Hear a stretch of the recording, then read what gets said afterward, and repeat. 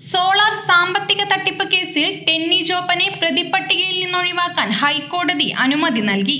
മല്ലേലിൽ ശ്രീധരൻ നായർ നൽകിയ കേസിൽ നിന്നാണ് ടെന്നി ജോപ്പനെ ഒഴിവാക്കിയത്. കേസിൽ മൂന്നാം പ്രതിയായിരുന്നു ഉമ്മൻചാണ്ടിയുടെ PA ആയിരുന്ന ടെന്നി ജോപ്പൻ.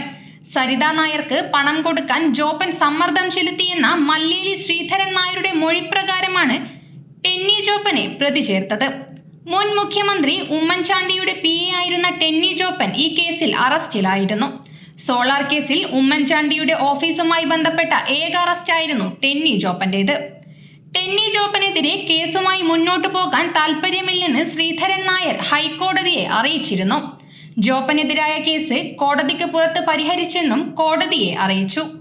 തുടർന്നാണ് ഹൈക്കോടതി ടെന്നി ജോപ്പനെ പ്രതിപട്ടികയിൽ നിന്ന് ഒഴിവാക്കാൻ അനുമതി നൽകിയത്. പത്തനംതിട്ട കോന്നി പോലീസ് ജില്ലാ ജുഡീഷ്യൽ ഫസ്റ്റ് ക്ലാസ് മജിസ്ട്രേറ്റ് കോടതിയിൽ നൽകിയ കുറ്റപത്രത്തിൽ വിചാരണ തുടങ്ങിയിരുന്നില്ല.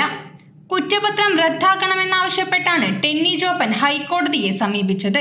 തിരുവഞ്ചൂർ രാധാകൃഷ്ണൻ ആഭ്യന്തരമന്ത്രിയായിരിക്കെ ഉമ്മൻചാണ്ടിയുടെ വിശ്വസ്തനായിരുന്ന ടെന്നി ജോപ്പന്റെ അറസ്റ്റ് വലിയ രാഷ്ട്രീയ വിവാദമായിരുന്നു ഉണ്ടാക്കിയത്. News bureau, Kannur media.